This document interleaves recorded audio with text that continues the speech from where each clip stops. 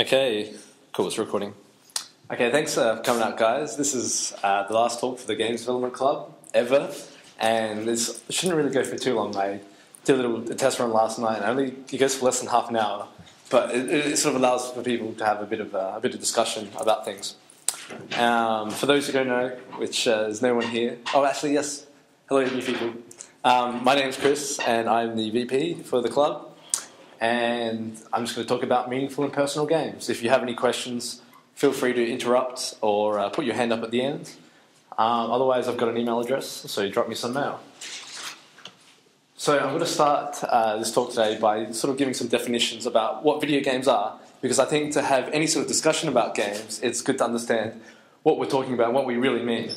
And I've got two definitions up here on the board. The first one is from a book called Rules of Play. It's in the library, and I really suggest everyone should read it. And it's by Katie Sell and Eric Zimmerman.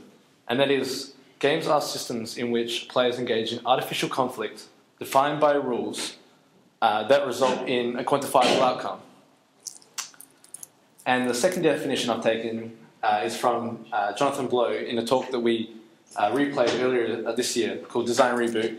And again, if you guys haven't seen this talk, I really suggest you have. I YouTube-derize the talk, so you can watch it on YouTube. And there's a lot of great points on there. But this definition is much more personal.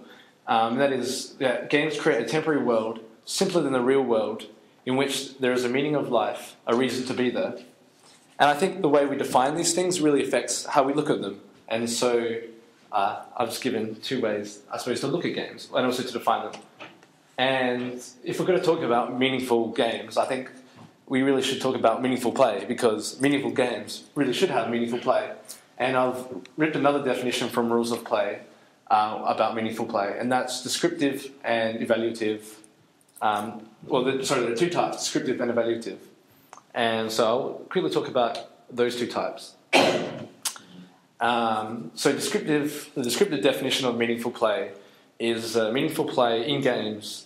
Meaningful play in a game emerges from the relationships between a player's action and the system outcomes. It is the process by which a player takes action within the design system of a game, and the system responds to that action.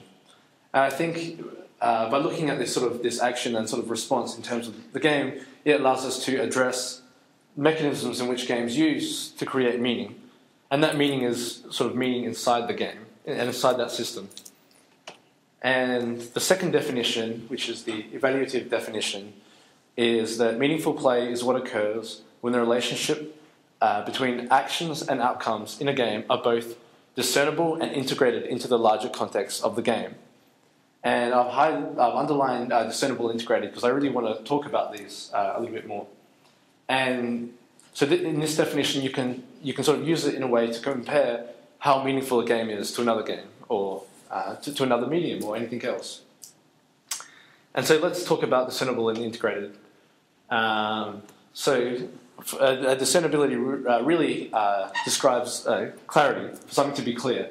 And so for a game to be discernible, and for it to be discernible in terms of the definition of meaningful play, the actions and the outcomes have to be clear. So you've got several points here. So the first one being the rules of the game can be clearly understood, right?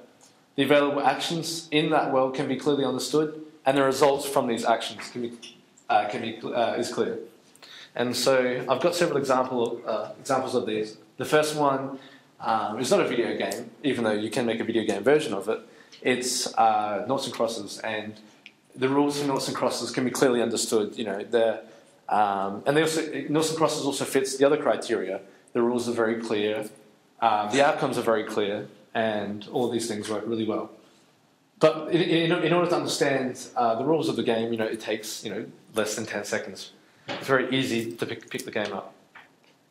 And the second one, so the available actions in that world are clearly understood. And I've used Tetris because Tetris is awesome.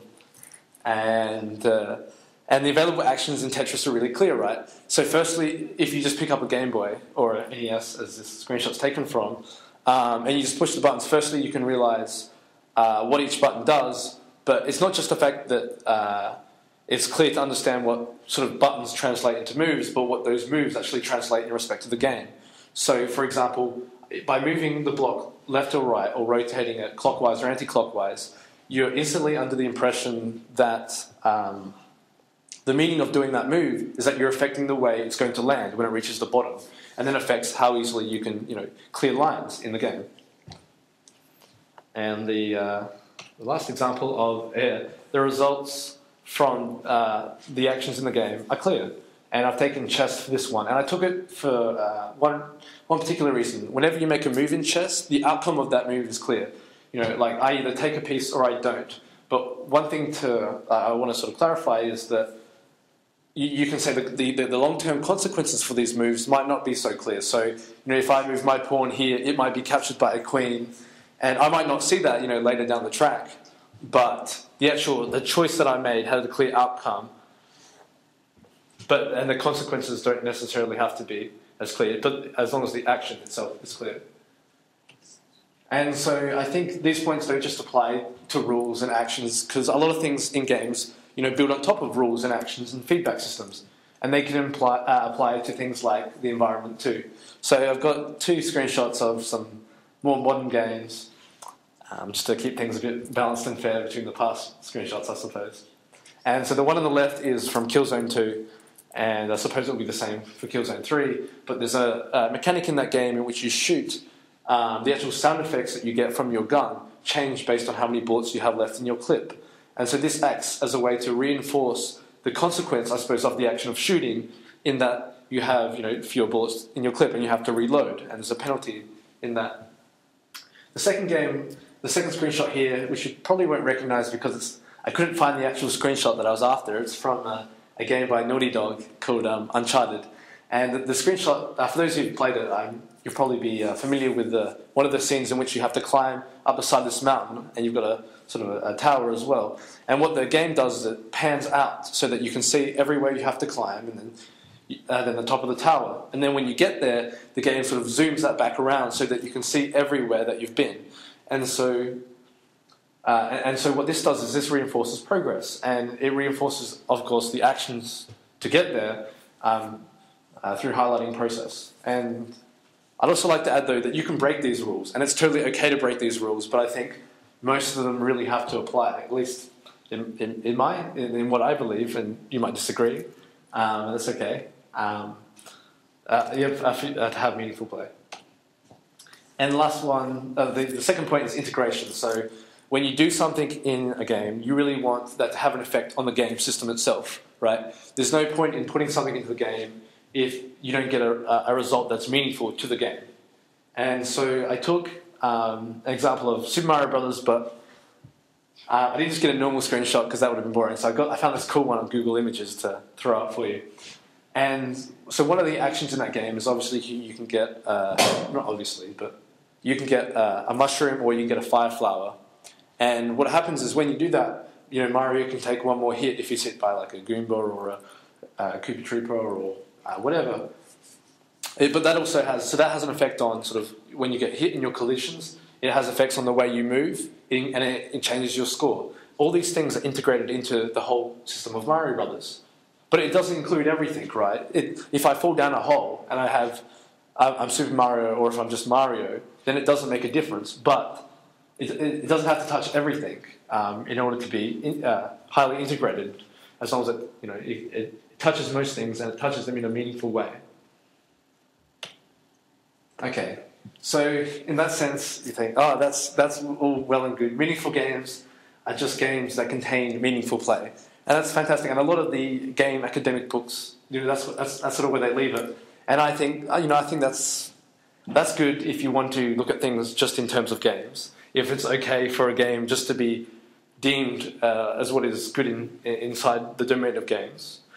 But I think we can sort of go for something more. And so I want to talk about the implications of that definition, and really the implications of looking at games in that way. Because I think that those particular definitions are too focused on just the domain of games and what it means to be good inside of a game. And they don't imply the importance of what we do or the consequences of our actions. And when I say that, what I really mean to say is that when people